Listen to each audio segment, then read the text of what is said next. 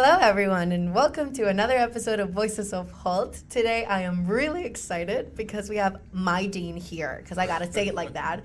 We have the undergraduate dean, Dean Mo, with us, and of course, our amazing Rafa, as always. And I am really excited for what's going on here today because I know Dean Mo, but I don't know if you guys know him, and he has a really nice story that is very inspirational to anyone. So we can start now, and I want to ask you, who is Mo, the person behind the title of the undergraduate dean at Hult Boston campus? Welcome to the podcast, Mo. Tell us a little bit more about you. Thank you both. I would first like to extend my sincerest appreciation and gratitude to both of you for your very kind gesture of inviting me here to speak to you and the audience at home. And also to commend you for the great work you're doing. Oh, thank you. Yeah, absolutely, in bringing so much enlightenment to the community here. I mean, this moment in itself is pretty memorable in the annals of our school's history because this is the first time I have been invited to talk about myself. Yeah, we want to know who you are. Exactly. So my name is Mo Willans. I'm a native of the Gambia. And most people often ask me, where is Gambia? And it is the smallest country in Africa, in mainland Africa. And I always like to share the story that, like my students, like Daniel here, I came to the UK to start my undergrad studies at 18. Mm-hmm. And I did all my studies there, and then had times when I work in industry, first in management consulting, then in industry. But it happens to all of us that at some point in our lives, we sit back and reflect about our future direction. And for me, 13 years ago, I took that significant step to transition from the world of industry to academia. Mm-hmm. And the rationale was basically twofold. The first being that my mother instilled very strong values in me about what really what the value of life is all about. And one lesson I took from her was that real success is not how successful you are in your own right, but the extent to which you make other people successful. And in my work as a professor and dean, that is the best part of the work. It's Daniela today here. In fact, I'm just coming from DR yesterday, where she's from. I'm going next week, so yes, I'm excited. And I can still remember my students from DR, Maria Sunka, Leslie Mercedes, and they were all working for a big advertising agency in DR called Denso. And this is my point. I taught them 6 years ago, and knowing today that I have contributed in a little way to get them where they are now, it's pretty significant. And I have been working in the higher education for 12 years now. I think I will continue to work in it till I retire. But I think it's also interesting to tell you more about away from work, who I am as an individual. Yes. Well, just to mention that, I think that personally, I didn't know much of what you've been doing, but I can see that you have a super strong passion of what are you doing right now. And I haven't heard from you, but I haven't heard from the rest of the students that they love Dean Mo. So I'm happy to have you here. And now, what do you do as a dean? But now, what do you do as Mo, right? Absolutely. For people who knew me when I was growing up, they still find it hard to believe that I'm a professor. Mm-hmm. Because away from my work, I am very introverted. Okay. I am very shy. And that's why I love this city compared to London. It's so quiet, peaceful, relaxing. Mm-hmm. You can be in the background quietly. And my passion away from my work is really American basketball. Oh. The TD Garden is just down Yes. the road here. Yes. I go almost at least once a month if they have a home game. For me, it just takes away all the pressures that you face in your work every day, especially as a dean, a lot of firefighting and all that. Yeah. But I'm learning how to cook now. Nice. because I'm just tired of Deliveroo and Mhm. ordering online. So I'm Mhm. slowly learning how to cook now. So on a personal level, that's more like me. And in my younger days, I played ping pong. Mhm. In fact, I represented the Gambia at the World Championships Wow. in Tianjin in China. But Wow. but not anyone. Not everyone knows that. I know, like, Now we're what gonna else? have some Yeah. spice, some Yeah. secrets over here. So now we have a ping pong table here. Exactly. So I Exactly. bet now the students are gonna say like, Dean Mo, Can let's we go. play? And Yes. I will tell them if they beat me, they will fail the exam. And they're like, okay, I'm gonna just fail. I actually feel really connected to what Dean Mo is saying, because it's when he says this, us and students and people that are going to be watching that had been taking classes with Dean Mo, you're not going to believe it, because right now he's saying it. I'm not going to believe that Dean Mo is an introverted person. You Oh, yeah. see, he is so different when he's teaching. He makes us laugh. He makes us pay attention. He gives real life examples and makes you feel inside the world of marketing. You actually feel like you're not just getting teach about it, but you're actually inside of it. And I loved your class. Thank I you. enjoyed it so much. Thank you. It was a very warm welcome, because it's in the first months you get here. So it was amazing. And I can tell you that one of my favorite phrases from, I'm a Disney fan, and I love Girl Meets World is called this show, and it says people change people. And I really think that not only Dean Mo, but most of the professors here, all the professors I've experienced, literally change the way I think, the way I act, the way I see business, and Dean Mo is one of them. So thank you very much, not only my name, but I bet in the name of most undergraduate students, for changing us and for teaching so passionately, because that actually makes you stay here. Not only the content, but Yeah. the way you're being teach, and how much it gives you that sense of being at home, and that somebody actually cares about what you're learning. And the most just like that. Thank you. So, Thank you. so now talking about like your passion, which is education, that you suddenly changed like for consulting and business to education. How long ago this happened? Like, was it straight to Hult, or what's the story? Like, how did you end up here in Hult now, holding a 13, 12 years Yeah. of education now? So how this happened? Very interesting question. Like I said, for me, it was a deliberate decision to move into education for exactly the reason that Daniel just mentioned. With education, you change lives, one student at a time. My journey into Hult was pretty funny, because before I joined Hult, I used to teach in France for a university called Grenoble, École de Management. And one day, I will always remember this, I was having a break from my teaching, and I got a call from a recruiter from Hult. Okay. Yeah. They sent me information about their MBA program. For you to go to the MBA. Okay. For me, yes. And instead, I'm like, no, I'm done with my PhD. I don't want to go back to school. But instead, I called the lady back and said, can you put me in touch with the guy who is in charge of the university? He's currently the dean of the London postgrad program called Ian Dougal. So, Hello? yes, exactly. So I spoke with Ian. He said, send me your resume. I did. We had the conversation, and he asked me, when can you come and teach for us? So that's how I joined Hult. My first semester was more of a adjunct, but the classes went so well. The feedback was very encouraging. So I was asked to come on board full time. And honestly, Raphael and Daniel, the reason why I have been so loyal to this institution in terms of spending 12 years here is because I believe in the vision of what we're trying to do here.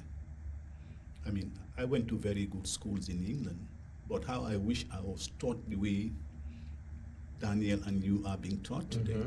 We never once had a business challenge. It's all about reading textbook, regurgitating information, memorizing for exams. Never had to do presentations. It's just not what Hult is about. But I believe in the vision. And it's also a very progressive-minded institution. I mean, you hear diversity among our student body, but there's also diversity among the professors. Yeah. And the best of those diversity value, for me is, if you prove you can do it, we will give you the opportunity to shine. It doesn't matter whether I come from Africa, I'm black, no. If you're good enough, they would give you the chance to perform. So I am very happy in my role here.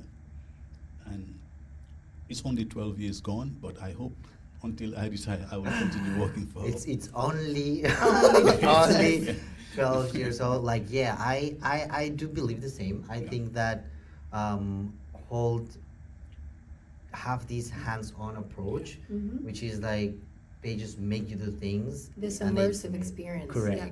Business challenge, as you mentioned. I think we've talked about business challenge many times in the different episodes. Yeah. So yeah, diversity everywhere. We already know that, like just like 3 different countries here, you know. And yeah, among the professors, that works like pretty similar.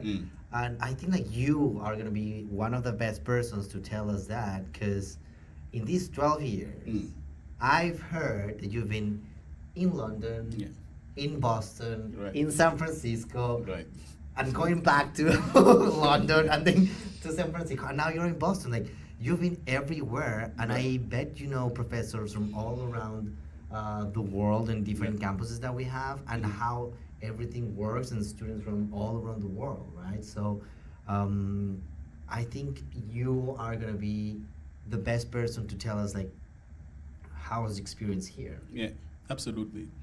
You know, just to take a step back, I'm a big believer that in life you live once.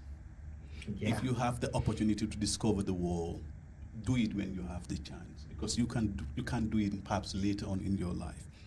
And that's one of the beauties of working for Hult. Not only the opportunities to grow professionally, but also, you know, to experience the world. I mean, I started in London, where I spent 6 years. Then had the very good fortune to be asked to open the undergrad campus here in 2018 as the founding dean. You know, it was very challenging. I was new in the city, but had to find professors to teach, set the culture. But we did amazing that year when we opened the campus.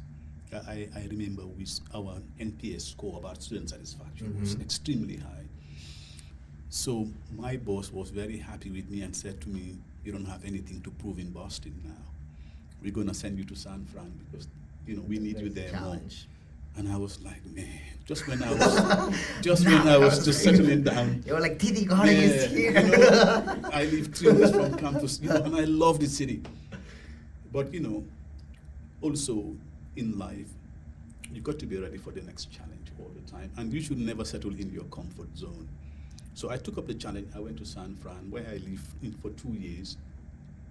Again, had to go there, you know, reconfigure the whole program, the faculty, the culture again. I spent 2 years in SF. Then I was asked to go back to London. That was much easier to accept personally because, San Fran is a beautiful place, but it might not be right for everyone. Okay. And being asked to go back to London, where I have spent a lot of time, was interesting. Correct. So I went back to London, which is our biggest undergrad campus. I spent a year there. Again, very challenging, but very fulfilling. And then after 1 year, I was asked to come back to Boston again, right? And I was excited again to come back to here. And enjoying it very much. Again, what the future holds, no one knows. But I'm prepared for that next challenge if ever it comes along. Yeah, well, that's really interesting. And then you were mentioning something about marketing, right? Yeah, why marketing? How did you get into marketing? Yeah, because you've been traveling all over the place. Exactly, and you say, you know, all of this, how is it a marketing professor and a marketing major in all of this academia field? Yeah, great question. You know, deciding your major in university as well as your career trajectory or your career direction is a very difficult question. Yeah. I mean, I'm sure we've all been through that. You have, but for me, the deciding factor about specializing in marketing was the simple question of all the classes I took in uni, which one did I enjoy the most? Honestly, career was never in my mind. It was all about which subject am I most passionate about. And it happened to be marketing. And once I made that decision, I went fully immersed in terms of both my studies and also my professional journey. And I will share with you another thing that, Daniel, marketing is the most exciting of all the courses. I'm sorry, I'm not trying to be biased I here. did international marketing, so I'm like, yeah. I mean, the beauty of studying marketing is you can relate to it every day around you. It's around you every day, whether it's on social media, billboards outside.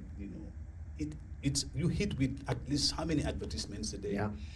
But also, it's very professionally fulfilling, and also the most challenging.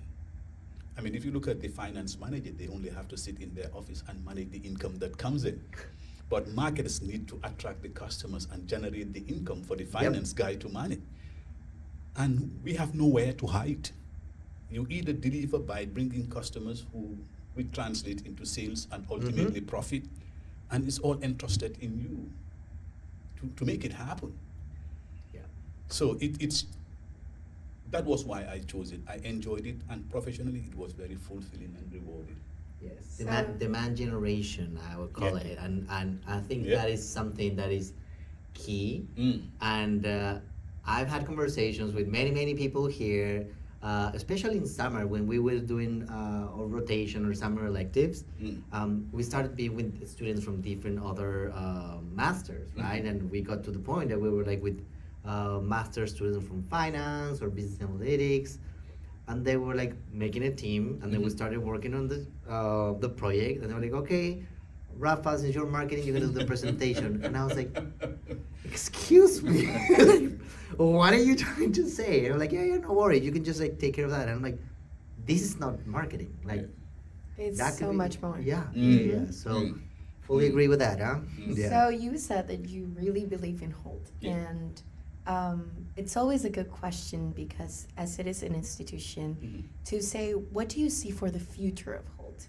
Maybe Hult in the next 10 years or even beyond that. Yeah. Because now we're so surrounded by technology, Yeah. especially in the city, Absolutely. especially the Boston campus. It's so filled of Mm. business challenges that Yeah. are around technology, AI, robotics, Yeah. healthcare industry, Yeah. so much Yeah. things that are so modernized. And how do you think Hult will look like in 10 years? And what are the tools that the institution will provide Yeah. to those students incoming in maybe 2030 or Interesting even point. Very that? interesting. I mean, I think if organizations are to be truly successful, they should be prepared not only to face the realities of now, but also the extent to which they prepare for what lies ahead in the near future. I mean, as an institution, I think what makes Hult really unique is that it is very nimble, agile, and at the same time very responsive to changes in its environment. Yeah. And to get ready for what that future holds is that we always are one step ahead about, okay, this is the likely scenario. If it happens, how prepared are we to adapt our practices in order to become successful? And what we will always continue to do is to make sure that we have the resources at our disposal in terms of the people, the personnel, of course the financial resources are important, but also the information upon which to build and base these decisions that will shape our strategies moving forward. I remember, just to give you an example of this in context, was when COVID hit, right? Many universities just shut down completely. It took them maybe 6 months before they revert to online. But honestly, within a week, we all went online. Really? Within a week, Hult, all the classes were flipped. We put the structure in the TV screens, sorry, where they were not previously. And we tell the students, go home, stay at home, but all classes will run online. That's Yeah. impressive. That's Yeah. impressive, and that's one example. Yeah. I have another one, which is last year AI was Yeah. something we were not even allowed to talk of Yeah. ChatGPT or anything.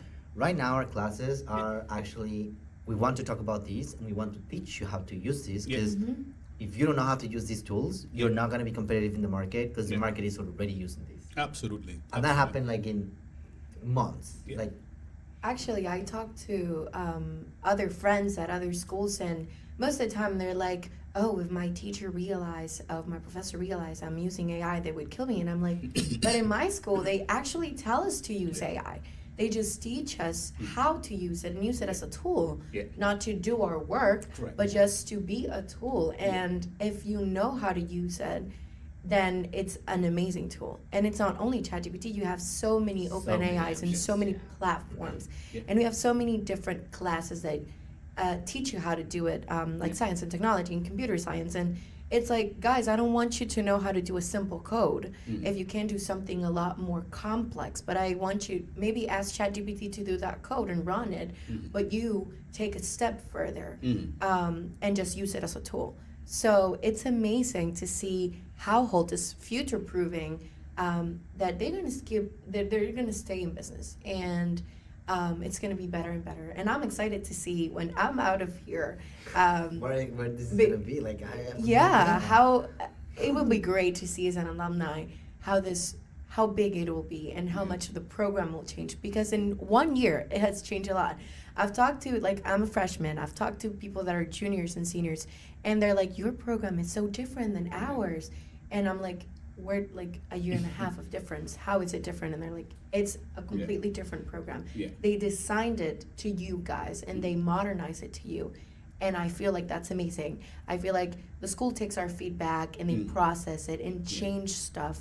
And that's what makes it different to Hult, because they change the ones who are actually taking the classes to give the next generation or the next incoming students a better experience and a more modern one. It's amazing. Absolutely. And that did touch on your point about we don't know what the future holds, but to what extent is this university or the school ready? Yeah.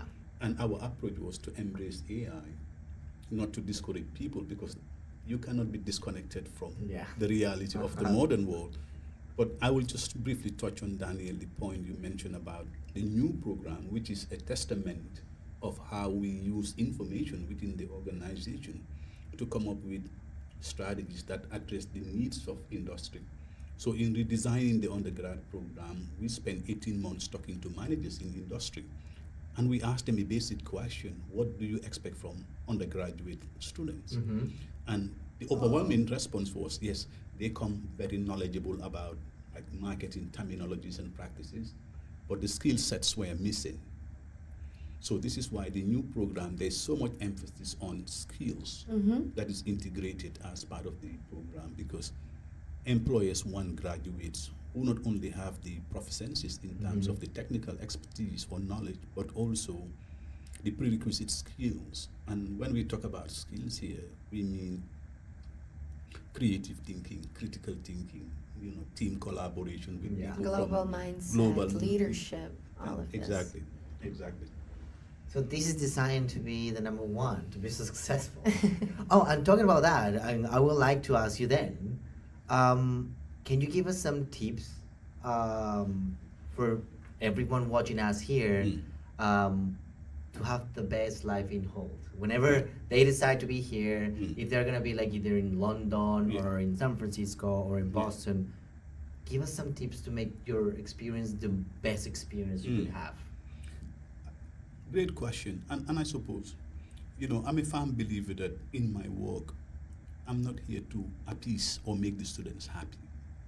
But more important is just to be honest with them. And this is where your question comes in now. If I am to share tips that can make them more holistic, rounded, strong, even successful individuals within the whole community, the first, I think, is all about the mindset. I mean, how we think affect our outlook and our perspective in life.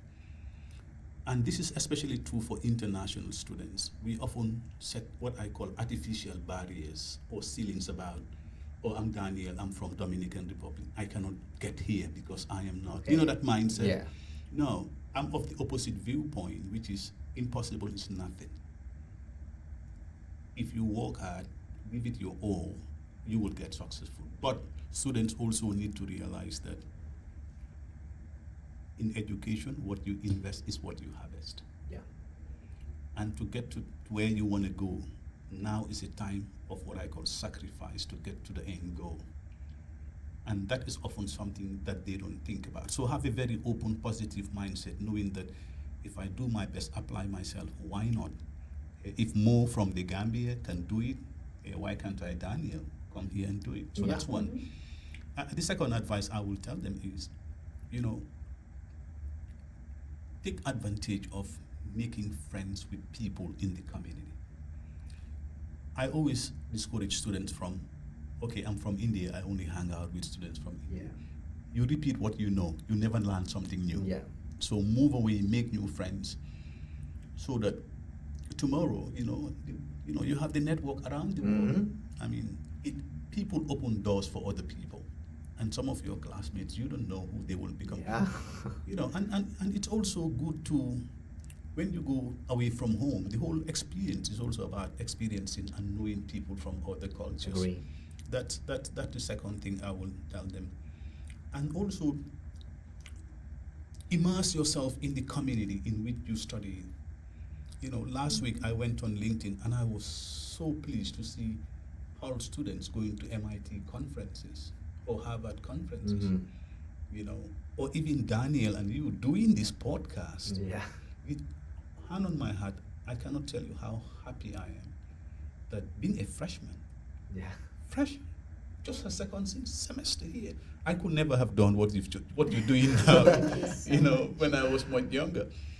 But it's all about, look, I want to spread my wings, I want to gain new skills, and one thing I can tell from this, hosting this, is the confidence to speak in public, which is so difficult Mm-hmm. and is so valuable. That can add, benefits to wherever you want to go tomorrow. So my advice is, have a growth mindset. And more importantly, know that in education, nothing good comes easy. You have to sacrifice, put in the work, and tomorrow you will harvest the return on the investment. Make friends, get to immerse yourself in the community and build new network, not only in Hult, but even outside Yeah. of Hult. That's something I always recommend to everyone. Like, go outside of Hult. Yeah. Like, there's a lot more to do outside of the city, outside of the Hult Center, Hult House or Hult Point, which are the Yeah. three buildings that we have here. Make friends out there. Like, just go play sports. Just go to the city and make friends, right? Right. Yeah, I think I've been here for 6 months now, and I've done so much. I've met so many people from so many different universities, going to so many different events. I've met people who have 20 years of experience and talk to me like, "Are you really a freshman? You're lying to me." And I'm not. I'm not lying. It's amazing to meet new people, and I think Boston really has that. I think that's the power of Boston. There's so many universities here in the city, and everyone is on the same thing, like trying to get to meet so many different people from so many different backgrounds, and not only inside of Hult but outside of Hult. In Boston in general, you make so many good connections, and you meet so many people that just add on to your life. So. Absolutely. Great. So, as in every episode, we have the tradition to make you a question from our previous guest, and then you will have the chance to make a question for the next guest. So, I'm gonna read you the question from our previous guest, which is, what is a life lesson you would want to tell to other people? Yeah, great question. The lesson, especially using my own experience, is that I think I mentioned it briefly in my previous answer, is in life nothing good comes easy.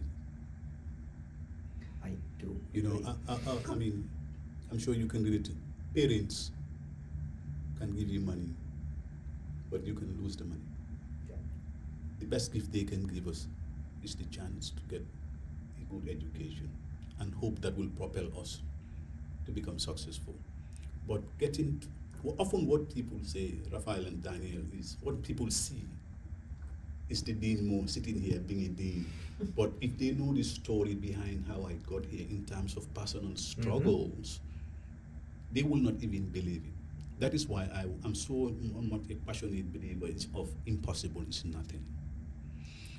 You know, and what I mean by nothing good comes easy is, even if we take your examples, coming to a different country, that in itself comes with so many challenges. Big step. Oh, Yeah. big and for me, what helps me in this role as dean is that I have been where you are now, as an international student. Yes. So yes. I can relate to you. So if a kid doesn't come to class for a week, I don't judge them. I try to understand where they're coming from. Yep. And it could be, look, it's too cold. Simple as that. Or it could be, I'm lost in this city. It's too big from where I come from. So this is all part of the sacrifice. You know, you come from a beautifully warm weathered country, but then you have to enjoy the winter here. You have to stay till 11 o'clock to write the assignments, you know. But the beauty of it all is the end result. You know, when I opened here in 2018, there was a boy called Tino Tendaheri from Zimbabwe. Then there was another one called Derek Dadzai from Ghana. And Ilya Gogidze, I think, was from Georgia. Those two, the first two were from Zimbabwe and Ghana, and Ilya was from Georgia. And, you know, at 18, to go away in a foreign country, all on your own, no mom and dad, and we all come from cultures where the social cohesion is so important, and even the loneliness. But then, the reason I mentioned these three boys is that today they work for Goldman Sachs. Wow. But that's what we see. But the stories of the sacrifices they have made, you know, I mean, what's nicer than sitting home on a Saturday, eat nice food, watch TV, watch YouTube? But then no, I have assignment to write. So you make your own luck. I'm not a believer in luck. I believe luck is when opportunity meets hard work. So for those boys, they put the hard work. When the luck came in to apply, they applied, they got in. Yeah. And one is in New York, one is in London, the other one is in Utah in their head office. So that's my life lesson, that nothing good comes easy. When you're a student, you will encounter many difficulties, but don't let anything deter you. Always look at the end goal, right? In 2 years' time, I will be here. So for me, one way of in my teaching is always to invite my former students as guest speakers, because I can be the professor and tell them, but when they hear it from someone else, and they are here now, then that gives me the leverage to say, you can be this guy if you do this, you know. So it's great. I love it. I love it, and I think like many people who is here, it's because their own effort. I do a full agree that just going outside of your country and be far from your family, it's a big step, and it's not easy. Just making that decision is hard. So that's a big one step. And if you're already taking that step, just go all in and just like go. Squeeze this year and take all of it that you can.